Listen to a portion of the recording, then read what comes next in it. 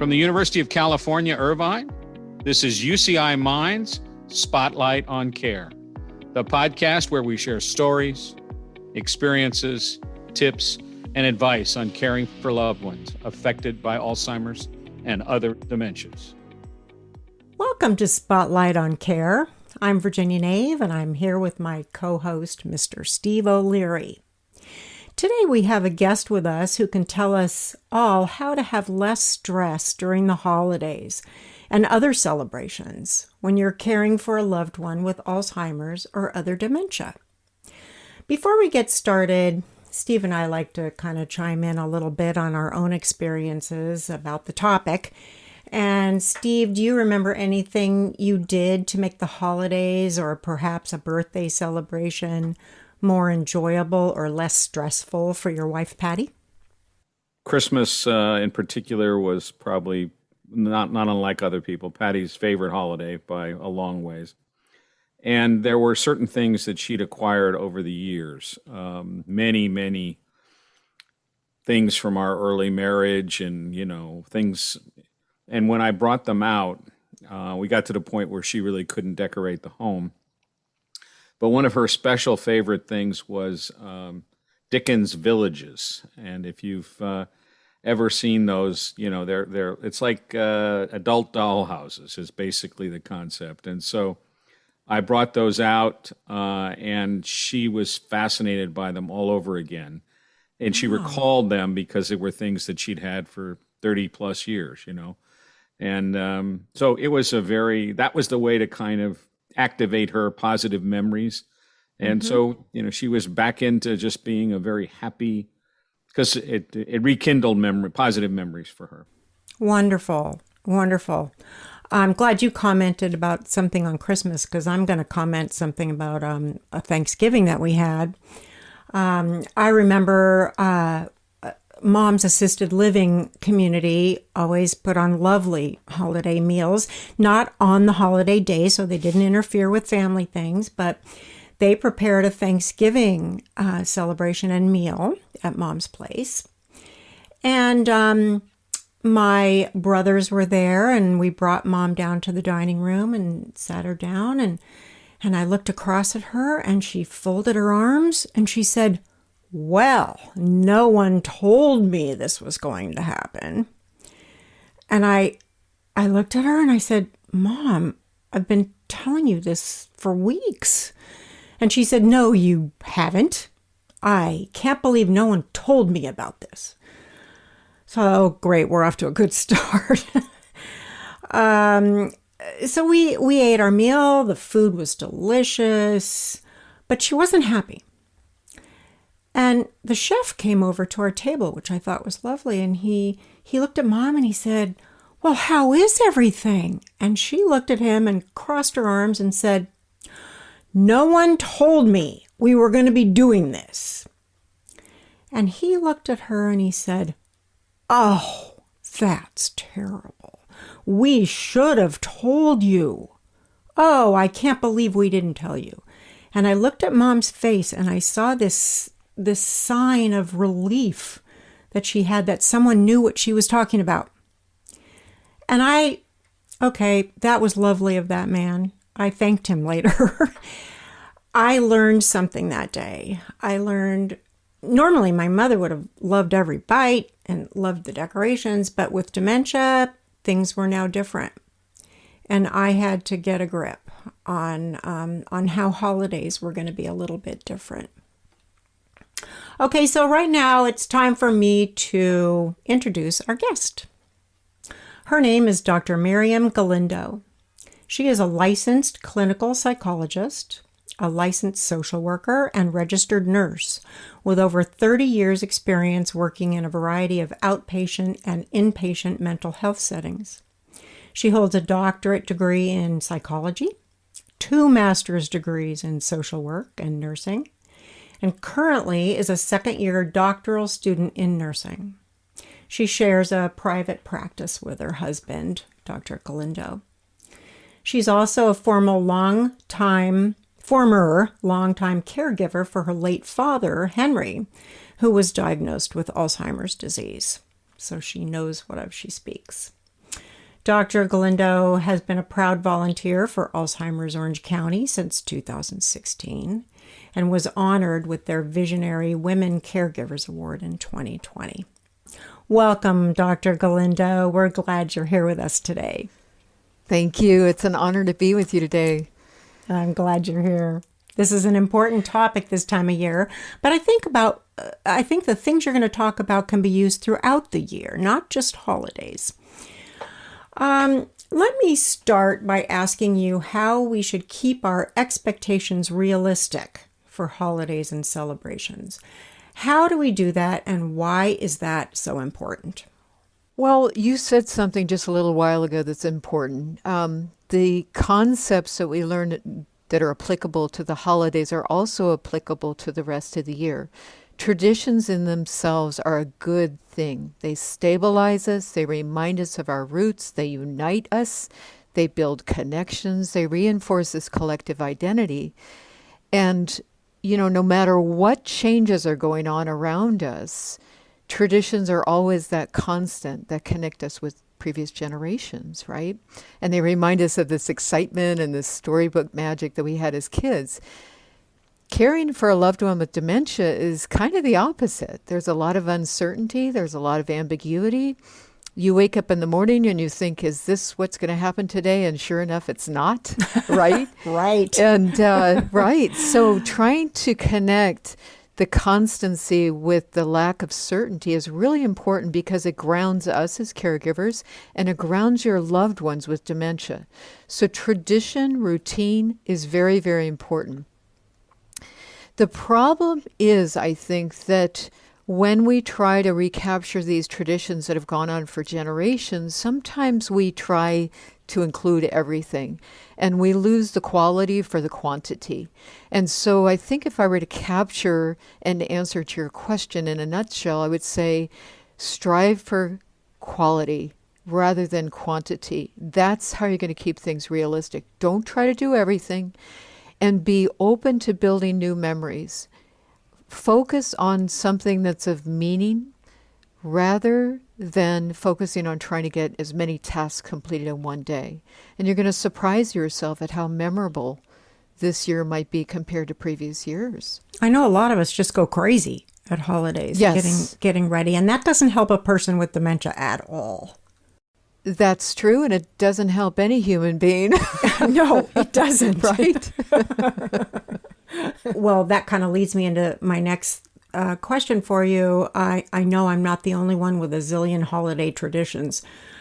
But how do we handle family traditions if they might cause stress? And how do we know they're going to cause stress?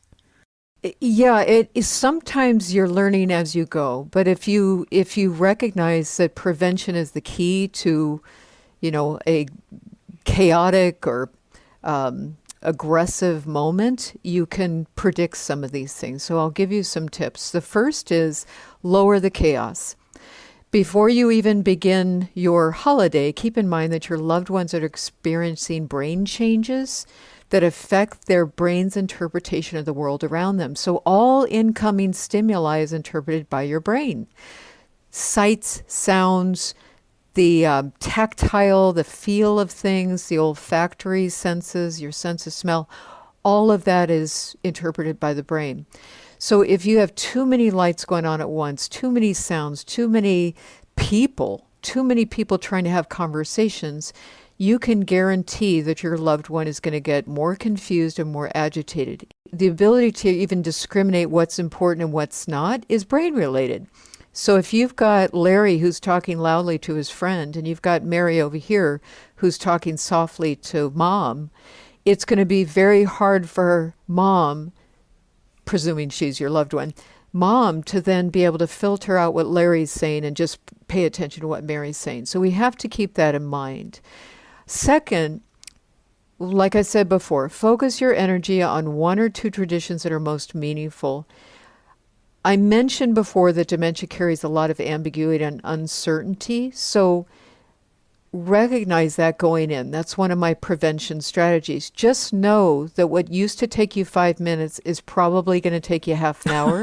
Right. And build in plenty of, ample time for things not to go as expected. Build in the potential for you needing some time to rest or your loved one needing time to rest. Build in that the oven's not going to work.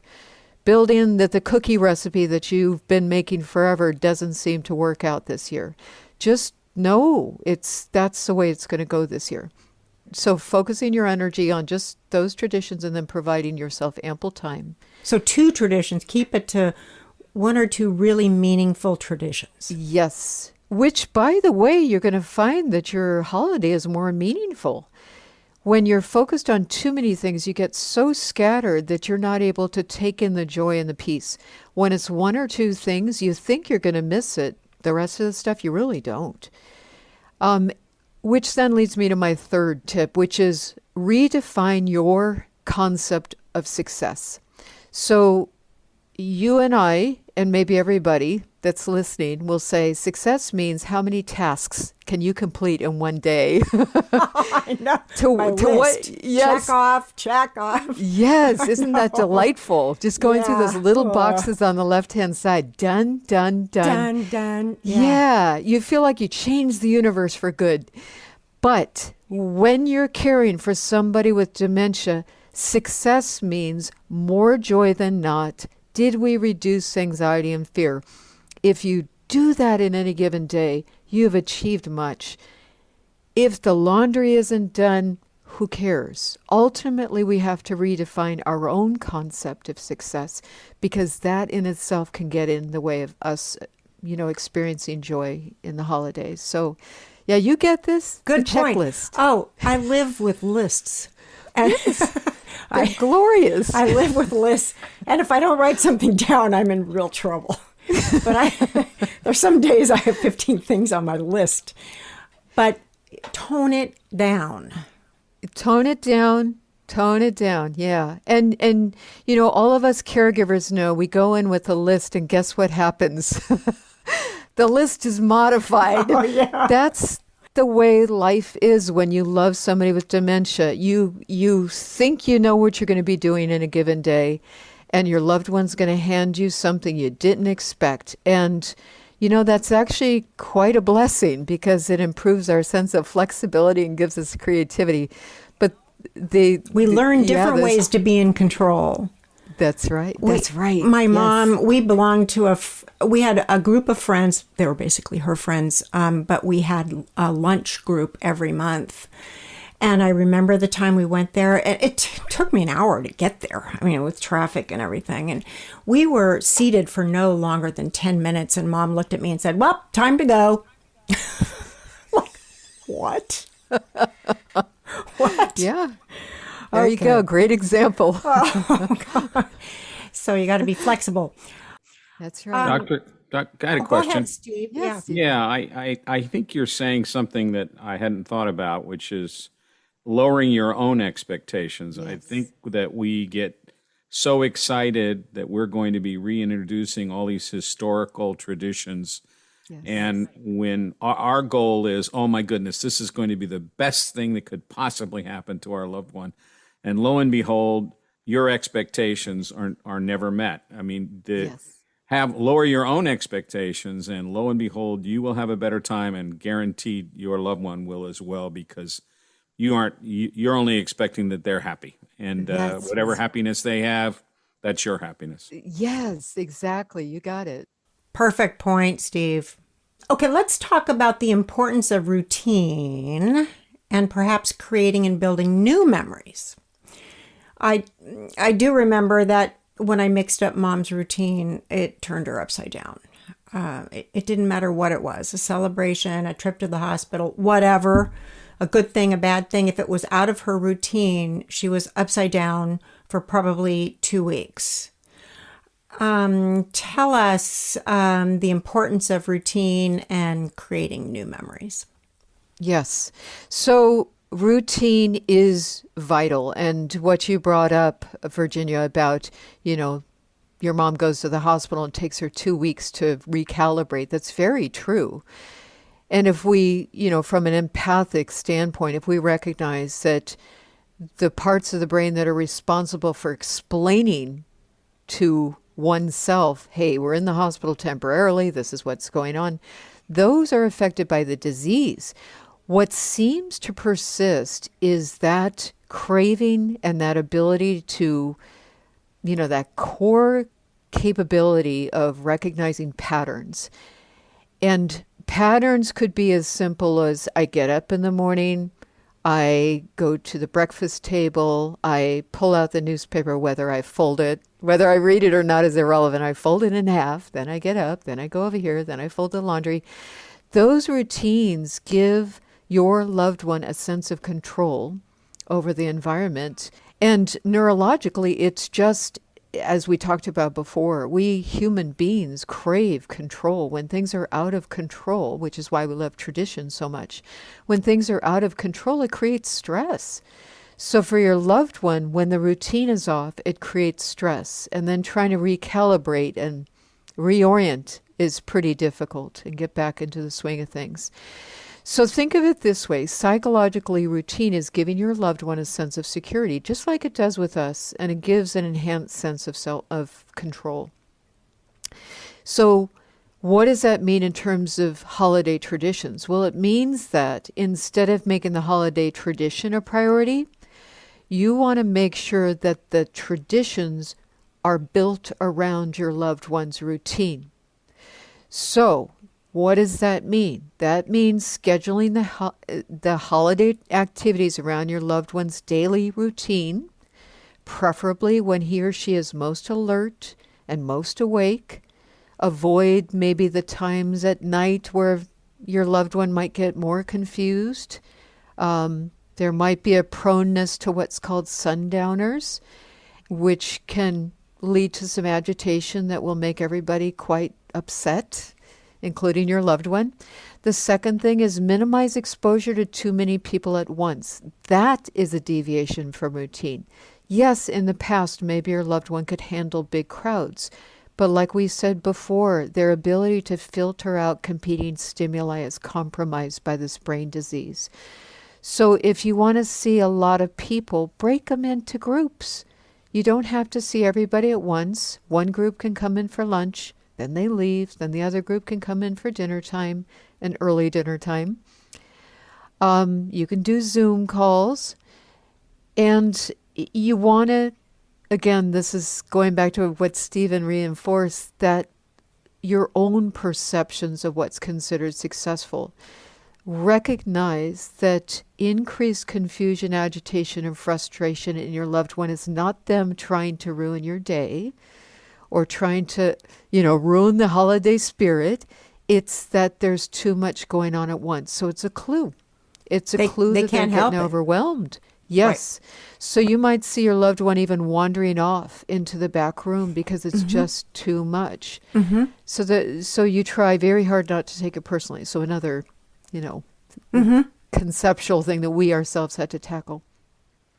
I have two more ideas. So the third idea that maybe we'll have more time to elaborate on in a bit is preparing your loved ones, your friends, your family that are coming in for visits, what to expect and what's expected of them.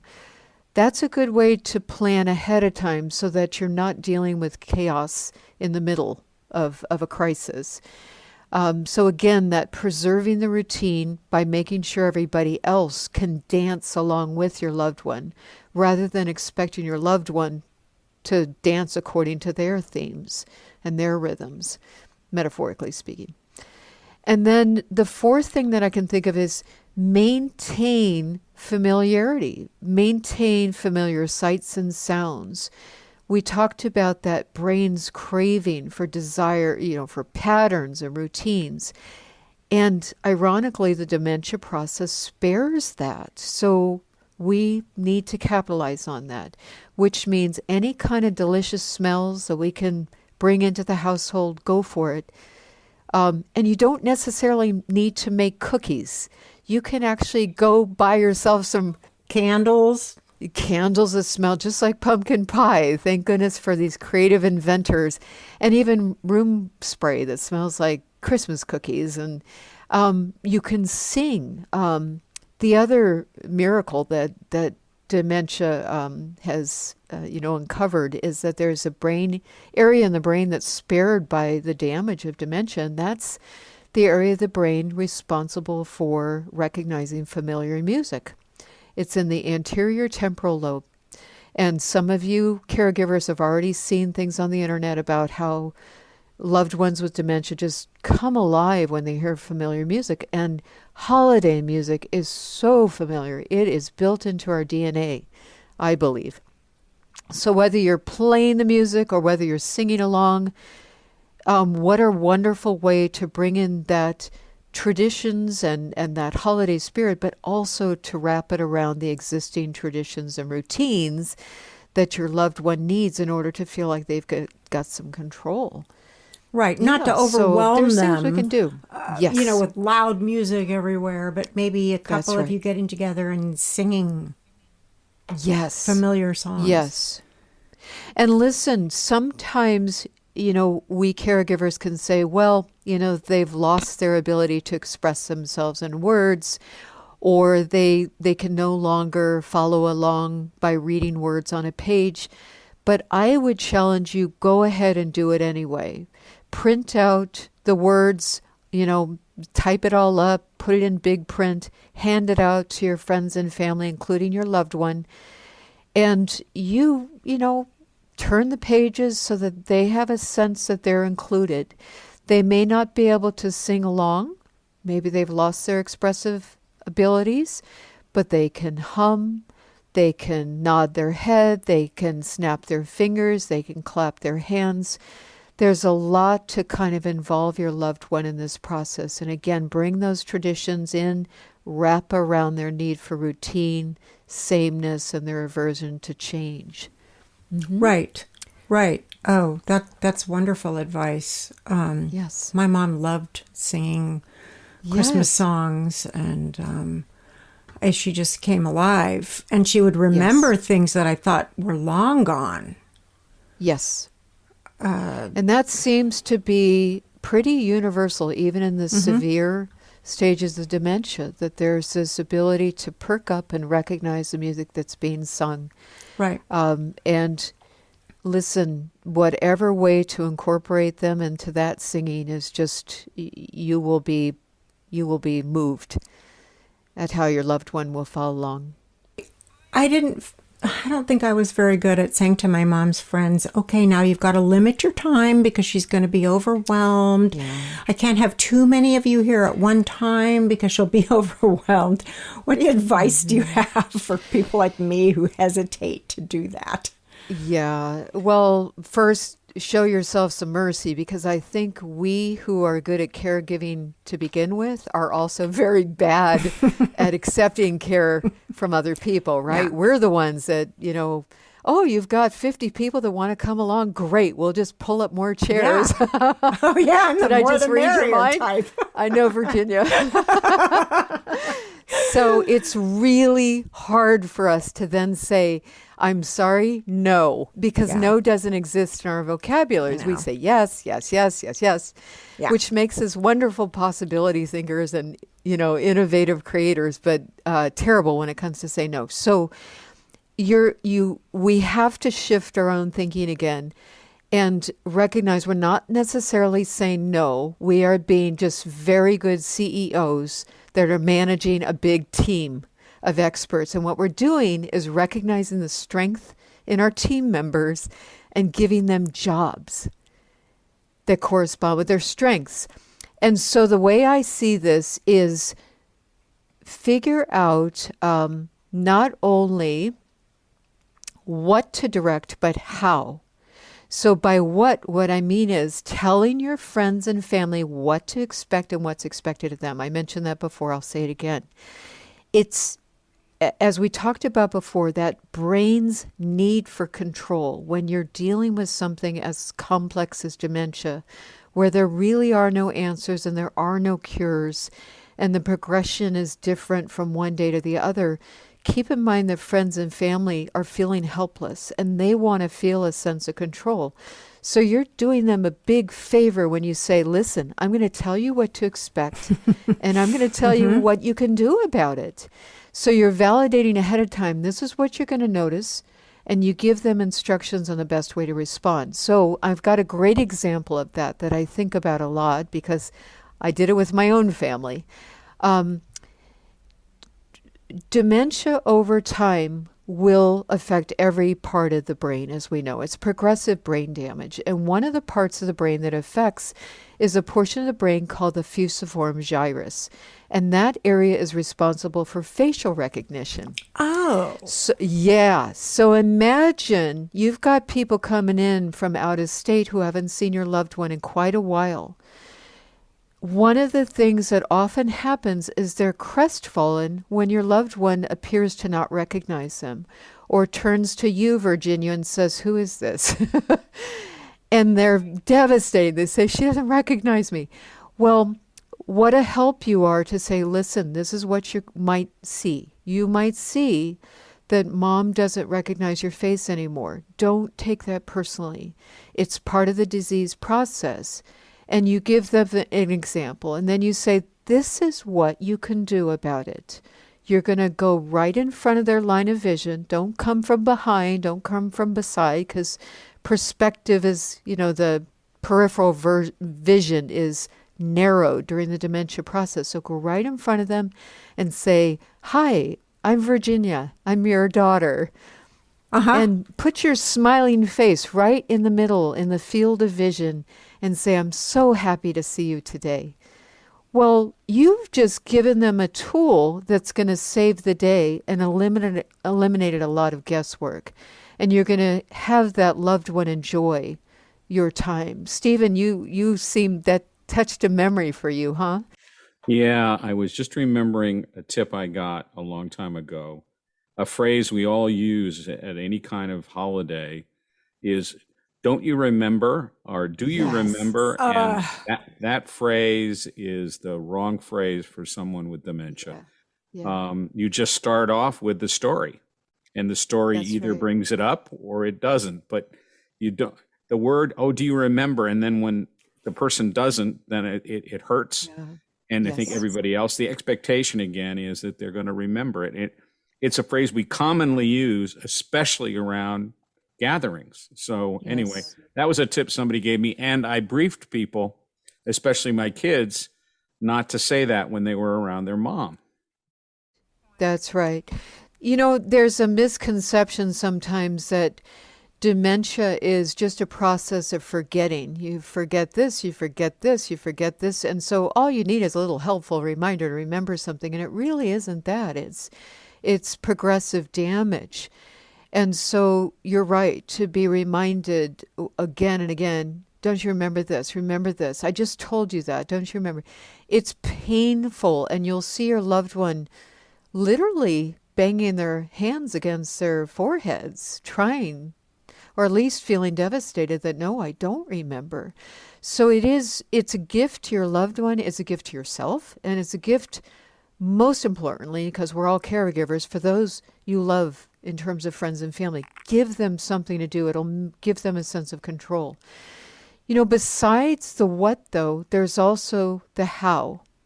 So you want to think ahead of time and tell your friends and family how they can be helpful to you and to that, gathering, the get together. Don't just let them guess. And this is another difficult task for us caregivers, because we usually take care of everybody else and we don't tend to put pressure on anybody else to do things.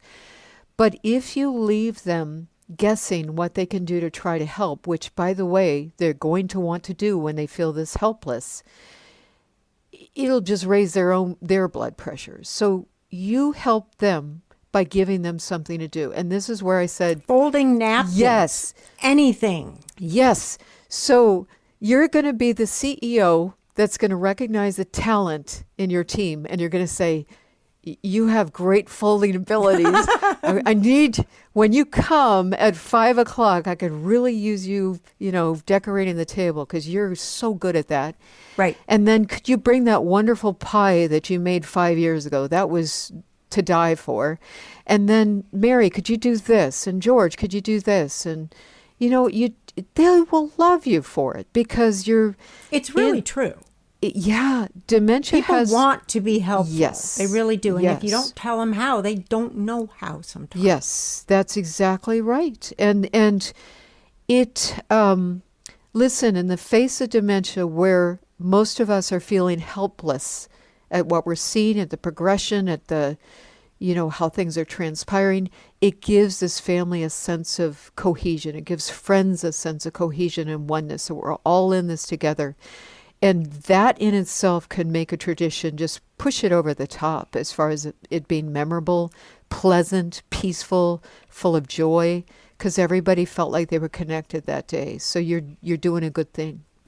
Wonderful, wonderful advice. Really important tips and thoughts about making holidays just what they should be. They shouldn't be full of stress. They should be a good memory for all involved. Do you have any last comments, Steve, before we wrap up? Ask the doctor if she recalls a memory from her own holiday experience with her father that she'd like to share. Yes. And it may have been the same Christmas that the oven wasn't working. So my husband ran out and, being the jokester he is, came back with corn dogs. And we just thought, my mother thought that was the worst possible meal. We thought it was a riot. But that same holiday, we decided to split up the day, which a lot of us caregivers decided to do. We visit Dad one part of the day, and then we come home and we do a different, a tradition with the others, and we're able to kind of split that up so that he's not too overwhelmed. And what we did during his final 2 months of life, it was 2 months before he died, is I typed up the holiday songs like I had done every single year. I put them in his hands, even though he was bedridden at that time and he was not even able to smile, But we turned on Bing Crosby and we sang and sang and sang. And listen, I'll tell you, even though his, movement was so restricted, he was still tapping away with his right hand. His toe was keeping time. He was still in there. And I just want to, reinforce that for all that are listening. Besides just recognizing that quality is where it's at, remember that the essence of your loved one is still in there. He or she is still in there. And that can bring joy for years to come because, we can see each other now and smile at the memories we have. But I'll tell you, that is one of my best memories. Yes, it is, isn't it? Yes. That's one of your wonderful, wonderful memories of your father. Yes. Well, we can't thank you enough for being here with us today. Oh, it's my pleasure. You were great. Absolutely phenomenal. Thank you. Thank you. It was wonderful spending the afternoon with you too. We're glad you took the time to give us some great information. I'm sure the listeners will really appreciate it, especially this time of year, but all through the year, actually. And join us again soon for more helpful tips and information on caregiving someone with Alzheimer's or other dementia. Spotlight on Care is produced by the University of California, Irvine Institute for Memory Impairments and Neurological Disorders, UCI Mind. Interviews focus on personal caregiving journeys and may not represent the views of UCI Mind. Individuals concerned about cognitive disorders, prevention, or treatment should seek expert diagnosis and care. Please subscribe to the Spotlight on Care podcast wherever you listen. For more information, visit mind.uci.edu.